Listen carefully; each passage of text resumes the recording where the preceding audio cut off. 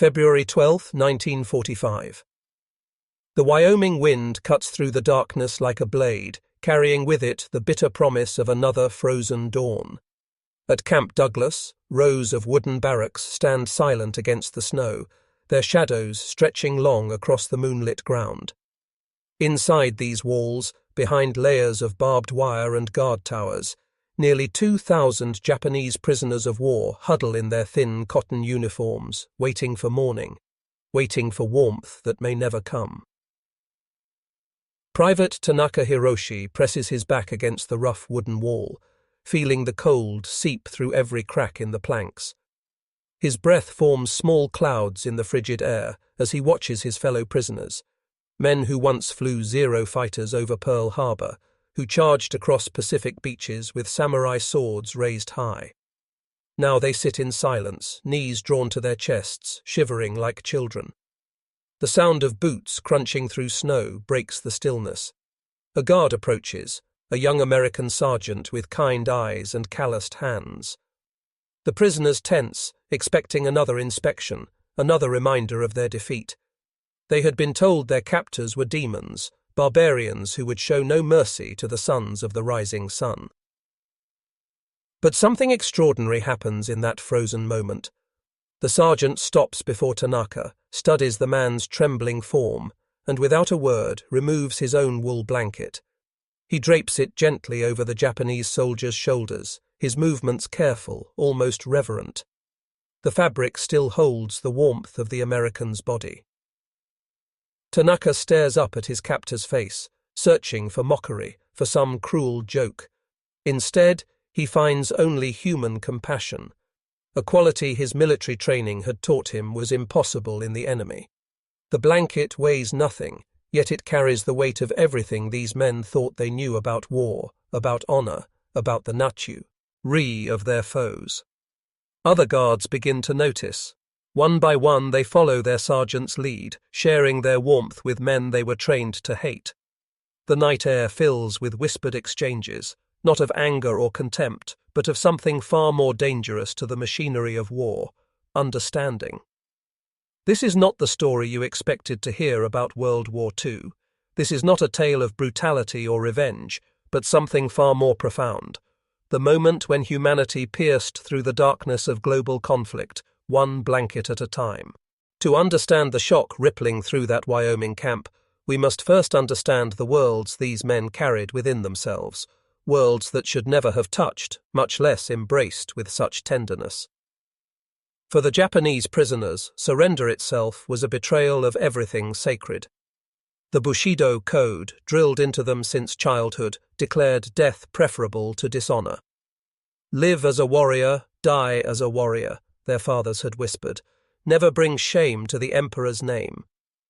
Yet here they sat, breathing when they should have chosen death, existing in a state their culture deemed worse than non-existence. Imperial propaganda had painted vivid pictures of American savagery. Posters showed demonic Western faces. Newspaper headlines screamed of torture chambers and mass executions awaiting any Japanese soldier unfortunate enough to be captured alive.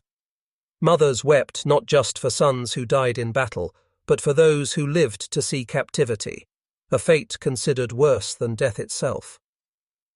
Lieutenant Yamamoto Kenji remembers the morning his unit was overrun on Iwo Jima.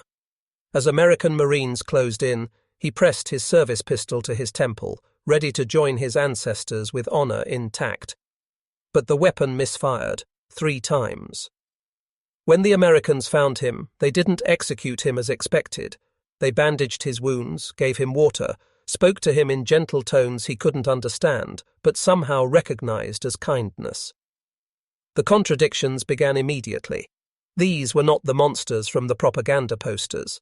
These Americans, many barely out of their teens, carried photographs of sweethearts and mothers in their breast pockets. They shared their rations, offered cigarettes, treated wounds with the same care they would show their own brothers. For the American guards, the challenge was equally profound. They had witnessed Pearl Harbor's flames, mourned POWs, lost in the Pacific's Bloody Island campaigns. Popular culture had dehumanized the Japanese, buck-toothed caricatures in comic books, yellow-faced villains in Hollywood films. The propaganda machine worked both ways, teaching each side to see the other as less than human.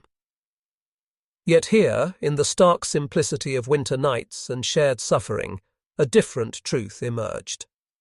Sergeant William Bill Henderson from Iowa found himself looking into the eyes of enemy soldiers and seeing reflections of his own younger brother, lost somewhere in Italy. They were just scared kids, he would later write to his wife. Just like Tommy, just like me, the American military had issued clear guidelines for prisoner treatment, humane according to Geneva Convention standards.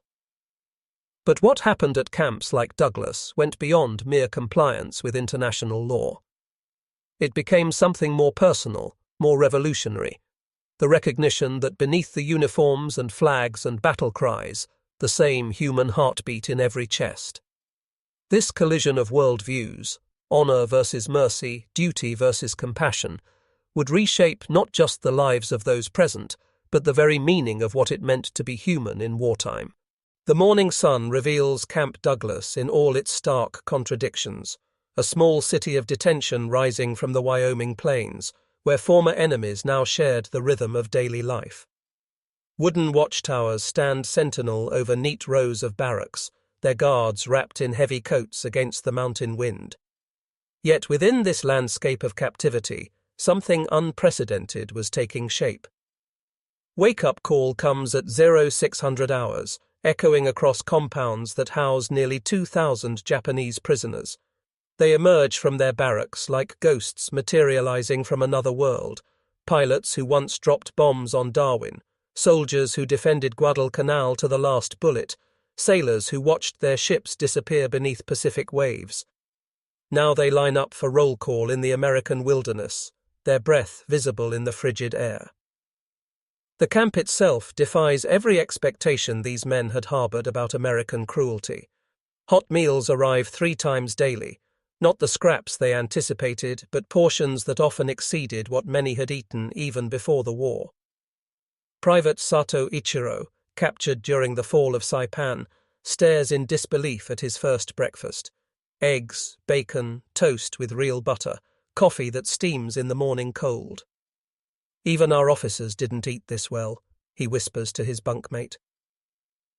Medical care arrives without question or favoritism. Dr. Robert Hartley, the camp physician, treats every patient with the same meticulous attention, examining infected wounds, distributing medicine, monitoring the health of men who months earlier were trying to kill his countrymen.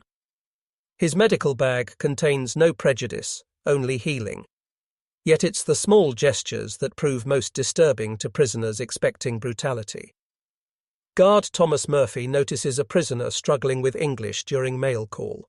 Instead of walking away, he sits beside the man, helping him sound out woe, RDS from a letter that will never come. Another guard shares photographs of his hometown, pointing to landmarks while prisoners nod and smile, recognizing the universal language of home and memory. Work details become opportunities for unexpected connection. Japanese prisoners, assigned to maintain campgrounds and assist in kitchens, find themselves working alongside guards who crack jokes, share stories, offer cigarettes during break time. The language barrier dissolves through gesture and shared labor. A shovel is a shovel. A smile needs no translation. Evening brings the most profound transformations. After lights out, when official duties end, informal conversations begin. Guards patrol between barracks, checking on their charges like concerned shepherds. They adjust blankets on sleeping forms, ensure heating stoves remain stocked with coal, quietly observe their prisoners not as enemies, but as fellow human beings navigating the strange territory of survival. These daily routines, mundane in their simplicity, began to weave threads of connection that would prove stronger than the barbed wire surrounding them. February transformed Wyoming into a frozen wasteland, but nothing could have prepared the men of Camp Douglas for the night that would redefine their understanding of war itself. The temperature had plummeted to -20 degrees Fahrenheit, turning breath into ice crystals, and making every step across the compound a battle against nature's fury. Corporal Nakamura Taro lay on his narrow bunk, pressing his body against the thin mattress as cold seeped through every crack in the barrack walls. Around him, 200 fellow prisoners endured the same torment, men who had survived the heat of Pacific battles now conquered by American winter. Their issued blankets, threadbare and insufficient, provided little defense against nature's assault. The heating system had failed that afternoon. Engineers worked desperately to restore warmth, but repair efforts would take hours these men might not survive. Nakamura watched ice form on the inside of windows, heard the sharp crack of freezing timber, felt the numbing grip of cold threatening to claim them one by one. That's when Sergeant Bill Henderson made his rounds. Walking between the bunks, flashlight cutting through the darkness, he witnessed something that struck him like a physical blow. These weren't enemy soldiers anymore, they were human beings facing death by freezing, and it was happening under his watch. Henderson stopped beside Nakamura's bunk. The Japanese soldier looked up with eyes that expected nothing, hoped for nothing, accepted whatever fate awaited. Instead, Henderson removed his own military-issued wool blanket, still warm from his body, and laid it gently across the shivering man. The gesture required no words, carried no conditions. It was simply one human being refusing to let another suffer when he had the power to help. Word spread through the guard ranks like wildfire. Private Johnson from T.N.S.E. saw what his sergeant had done and followed suit, sharing his blanket with the prisoner in the next bunk. Corporal Martinez from New Mexico contributed his extra coat. Soon, American guards throughout the compound were stripping away their own warmth to share with the enemy they were supposed to guard. The prisoners watched in stunned silence as their captors chose compassion over protocol. For men raised to believe Americans were devils incarnate, this display of selfless kindness shattered every assumption they had carried into captivity. Tears froze on cheeks as grown soldiers wept, not from cold, but from the overwhelming recognition of shared humanity. Private Yamada Jiro, who had kamikazed his damaged fighter plane hoping to die with honor, found himself covered by a blanket that smelled of American soap and tobacco. He looked up at the young guard who had given it, a boy barely 18, probably drafted straight from high school, and saw not an enemy, but a brother in arms against the common foe of human suffering. Through that endless night, as Wyoming wind howled outside their shelter, former enemies huddled together under shared blankets, sharing body heat and something far more precious: the understanding that in humanity's darkest hours, light could still shine through the most unexpected places. The war had taught them to kill. That night taught them to live. News of the blanket night spread beyond Wyoming's frozen plains, becoming part of a larger tapestry of compassion that military censors struggled to suppress. Across the Pacific theater, similar moments of humanity flickered like candles in the darkness, small lights that together began to illuminate a different truth about war. On Okinawa, Navy Corpsman Danny Rodriguez risked sniper fire to reach a wounded Japanese soldier crying for his mother in a shell crater. Instead of leaving the enemy to die, Rodriguez crawled 50 yards under machine gun fire, applied tourniquets to save the man's legs, and carried him to medical aid. The Japanese soldier, delirious with pain and blood loss, mistook Rodriguez for an angel and whispered prayers of gratitude in broken English. Lieutenant Commander Sarah Walsh, one of the few female officers stationed near Pacific combat zones, organized care packages for Japanese prisoners at facilities across the theater. Her letters home described men who wept upon receiving their first letters from family members, who created origami cranes from scrap paper, who taught American guards traditional songs that somehow sounded like lullabies in any language. The USS Missouri's sick bay became an unexpected sanctuary where enemy wounded received the same treatment as American sailors. Chief Petty Officer Marcus Thompson, a medic from Detroit, later recalled performing surgery on a Japanese pilot who had strafed his ship just hours before. His appendix was about to burst, Thompson remembered. In that moment, he wasn't the guy who tried to kill us. He was just another kid who needed help. These acts of mercy created ripple effects that military commanders found impossible to control. American servicemen began writing letters home, describing enemies who weren't monsters but human beings, fathers missing their children, sons longing for their midyears, others cooking, young men who cried in their sleep and dreamed of home. Dr. Margaret Chen, a military psychiatrist studying prisoner behavior, documented what she called compassion cascade, how single acts of kindness spread through prison populations, transforming entire camps from hostile environments into communities of mutual support. Her classified reports noted that camps where guards showed humanity experienced dramatically lower rates of violence, escape attempts, and psychological breakdown. Yet perhaps the most profound echo came from an unexpected source. Colonel James Mitchell, camp commander at Douglas, received a letter from the wife of a guard who had shared his blanket that February night. Jimmy wrote that helping those prisoners was the first time since Pearl Harbor that he felt proud instead of angry, she explained. He said maybe there's another way to win this war, not just by killing the enemy, but by proving we're better than they said we were. These echoes of humanity began to challenge the fundamental assumptions of total war, suggesting that victory might be measured not only in territories conquered, but in souls preserved. The blankets carried more than warmth. They carried messages that traveled faster than military dispatches, spreading through prisoner networks and eventually reaching the highest levels of imperial command. What had begun as simple human compassion now threatened the carefully constructed narrative that fueled Japan's war machine. Prisoner mail, heavily censored but never completely silenced, began carrying coded references to American kindness. Letters home spoke of unexpected weather protection and surprising shelter from storms.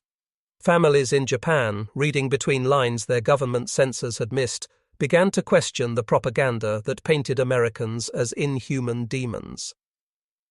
Captain Watanabe Shin, an intelligence officer captured during the Philippine campaign, maintained a secret diary hidden beneath loose floorboards in his barrack.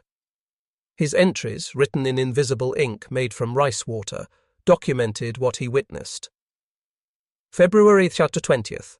The guards shared their blankets again during last night's freeze. I no longer understand what kind of enemy shows such mercy to the defeated. Our teachings spoke of honor in death, but what honor is there in refusing to acknowledge honor in our captors? Tokyo intercepted fragments of these messages through their intelligence networks. General Hideki Tojo himself read reports describing American prison camps where Japanese soldiers received medical care, hot meals, and protection from cold. The information proved so contradictory to official propaganda that many military leaders dismissed it as enemy disinformation designed to weaken Japanese resolve. But the whispers persisted, growing stronger with each prisoner exchange and diplomatic communication. Swiss Red Cross officials, serving as neutral intermediaries, filed reports praising American treatment of Japanese prisoners, reports that found their way to neutral count, tries, and eventually to Japanese diplomats overseas.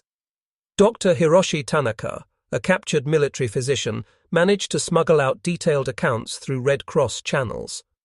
His letters described American doctors working around the clock to save Japanese lives, guards who learned basic Japanese phrases to communicate better with prisoners, and camp commanders who celebrated Japanese cultural holidays alongside traditional American ones.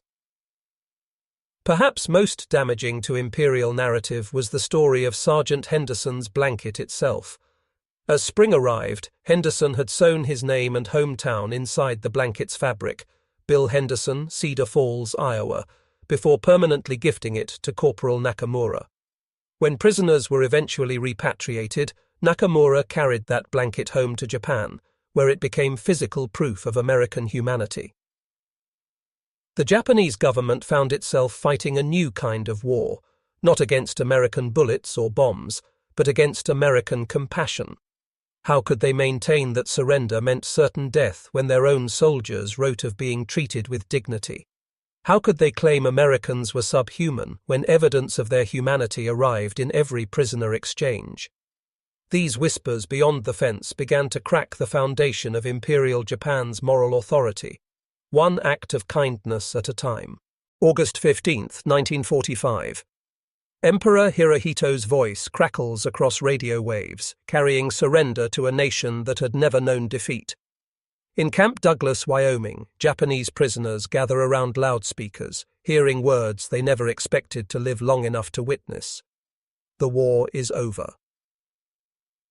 For these men, victory and defeat have become meaningless concepts. They have experienced something far more profound than military triumph. They have discovered that their enemy possessed souls they had been taught could not exist. As they prepare for repatriation, many face a terrible question. How do you return home with a story no one will believe? Corporal Nakamura Taro stands at the camp gates, clutching Sergeant Henderson's blanket against his chest.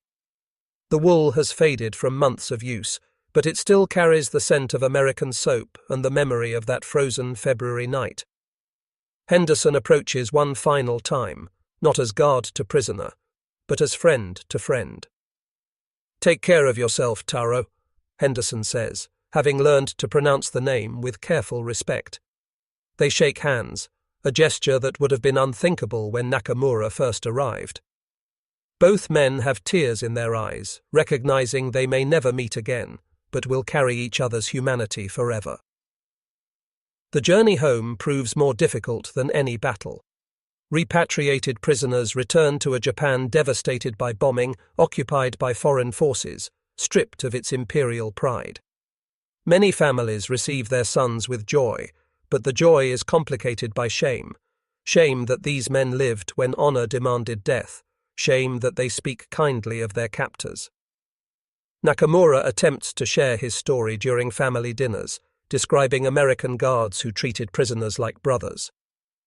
His father, a veteran of the Russo-Japanese War, listens in stony silence before speaking. "Better you had died with honor than return with such tales." But Nakamura's young nephew listens with different ears, storing away stories of blankets and kindness that will shape his understanding of what it means to be human. Private Yamada Jiro, the failed kamikaze pilot, becomes a teacher in post-war Japan. He never speaks publicly of his captivity, but his students notice something different in his lessons about international relations. When teaching about former enemies, he speaks with a softness that suggests personal knowledge of their character. His classroom walls display a small American flag alongside the Japanese, a quiet tribute to the guards who showed him mercy. The war ended, but the memories of shared blankets would outlive those who created them. Today, in a small museum in Cedar Falls, Iowa, visitors can see a faded wool blanket displayed behind glass. A placard describes its journey from American soldier to Japanese prisoner and back to America again, a gift returned by Nakamura's family after his death in 1987, along with a letter written in careful English. "This blanket taught my father that enemies can become friends. We hope America remembers this lesson." The threads of that blanket tell a larger story about the threads that bind all humanity together, even in war's darkest hours. What happened at Camp Douglas and similar facilities across America represented something revolutionary. Not the absence of conflict, but the presence of conscience within conflict. Sergeant Henderson, who lived until 1994, often spoke to his grandchildren about that frozen February night. "War teaches you to hate," he would say, rocking on his front porch in Iowa. "But sometimes, if you're lucky, it also teaches you to love. Not the enemy as enemy, but the human being inside the uniform. That's when you know you've won something more important than any battle." The Japanese prisoners who experienced American compassion carried those memories throughout their lives, many becoming advocates for international understanding in post-war Japan. Their children and grandchildren grew up with stories that contradicted official narratives of wartime hatred, creating ripples of peace that continue to spread today. Perhaps the most profound legacy lies not in what these men achieved, but in what they preserved. The recognition that humanity's greatest victories occur not when we destroy our enemies, but when we choose to see them as fellow travelers on the human journey. In a world still torn by conflict, still divided by ideology and nationalism, the story of shared blankets reminds us that compassion remains the most revolutionary force of all. It costs nothing to offer, yet its value exceeds all the gold in emperors' treasuries and all the oil beneath contested ground. Sometimes, in war's bitter cold, the simplest gesture, one person covering another's shivering form, becomes the warmest light humanity can kindle against the darkness. The blanket remains, and with it, the memory of what we can become when we choose mercy over hatred, understanding over vengeance, and humanity over all the artificial divisions that separate heart from heart.